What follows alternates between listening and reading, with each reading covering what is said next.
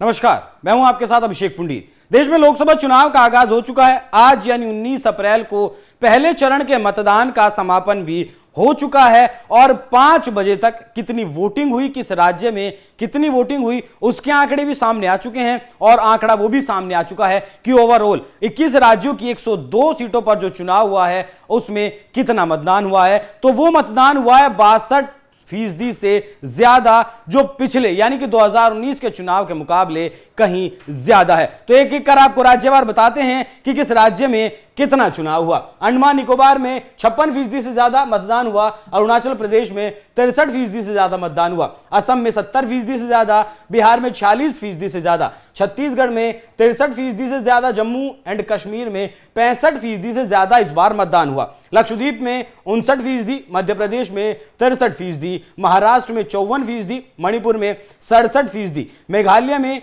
69%, मिजोरम में 52%, नागालैंड में 55% और पुडुचेरी एक चौंकाने वाला नाम है, 72% मतदान यहां हुआ है। राजस्थान में 50%, यहां मतदान बेहद कम रहा। सिक्किम में 67% और 62% मतदान रहा है तमिलनाडु में भी 2019 के मुकाबले मतदान की परसेंटेज बहुत ज्यादा बढ़ी है। त्रिपुरा में 76%, उत्तर प्रदेश में 57%, उत्तराखंड में 53% और वेस्ट बंगाल में 77%।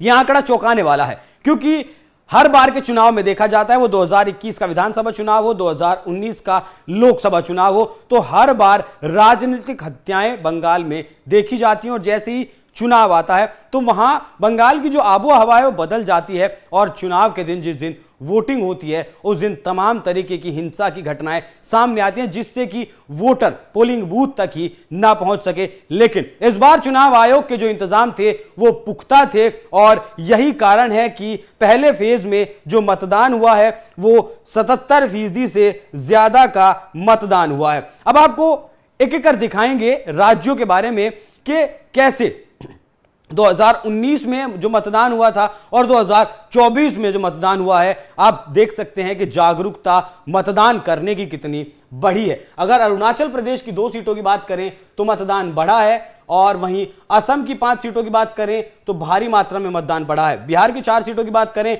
बिहार में भी मतदान बढ़ा है। जम्मू कश्मीर की अगर बात करें तो 2019 में जिस उधमपुर की सीट पर 57% मतदान हुआ था, इस बार वहां 70% मतदान हुआ है। मध्य प्रदेश की अगर हम बात करें तो मध्य प्रदेश के भी आंकड़े आप देख सकते हैं कि 2019 के मुकाबले लगातार इस बार 2024 में वोटिंग परसेंटेज बढ़ा है। अगली तस्वीर दिखाइएगा जरा, इसमें भी आप देख सकते हैं कैसे महाराष्ट्र की जो 5 सीटें हैं इसमें भी 40% माफ कीजिएगा, जिस सीट पर रामटेक सीट पर 40% मतदान हुआ था, इस बार 62% मतदान हुआ है। मणिपुर की अगर बात करें तो जहां इनर मणिपुर में 67% मतदान 2019 में हुआ था, इस बार 81% मतदान हुआ है और आउटर मणिपुर में जहां 54% मतदान हुआ था वहां तकरीबन 84% मतदान हुआ है। यही हाल मेघालय का है। मेघालय में भी बढ़ा है। नागालैंड में भी जहां 51% मतदान हुआ था वहां इस बार 82% मतदान हुआ है। राजस्थान की अगर बात करें तो राजस्थान की हर सीट पर मतदान बढ़ा है। आप देख सकते हैं सीकर की सीट पर 39% मतदान हुआ था लेकिन इस बार 65% मतदान हुआ है। तो इससे आप समझ सकते हैं कि किस तरीके से मतदाता जागरूक है। और भी तमाम तरीके से हम दिखाएंगे, बंगाल की सीटों पर भी दिखाएंगे किस तरीके से मतदान जो है बढ़ा है। राजस्थान की और सीटों पर भी आप देख सकते हैं साफ तौर पर भारी संख्या में बहुत अच्छी खासी 1-2%, 2-4% की बढ़ोतरी नहीं हुई है, इस बार अच्छी खासी संख्या में बढ़ोतरी हुई है। और यहां गौर करने वाली बात है तमिलनाडु देखने वाली बात है। इस बार तमिलनाडु में इस चरण में तमिलनाडु के हर क्षेत्र में जो है हर सीट पर तो पूरे तमिलनाडु में यहां चुनाव हुए और आप देख सकते हैं किस तरीके से तमिलनाडु में तिरुवल्लुवर में 48% जो मतदान हुआ था 2019 में वो इस बार 72% मतदान हुआ है। चेन्नई नॉर्थ में जो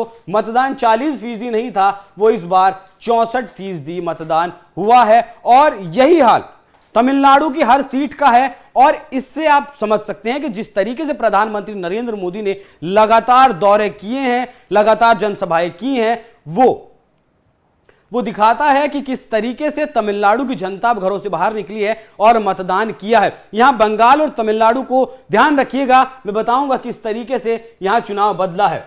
तमिलनाडु के हर एक सीट पर आप देख सकते हैं कि मतदान जहां 60% मतदान नमक्कलम में हुआ था, वहां 80% मतदान इस बार हुआ है। त्रिपुर में जो 52% मतदान था वो 73% मतदान हुआ है। एक बार बंगाल का आंकड़ा दिखाइएगा।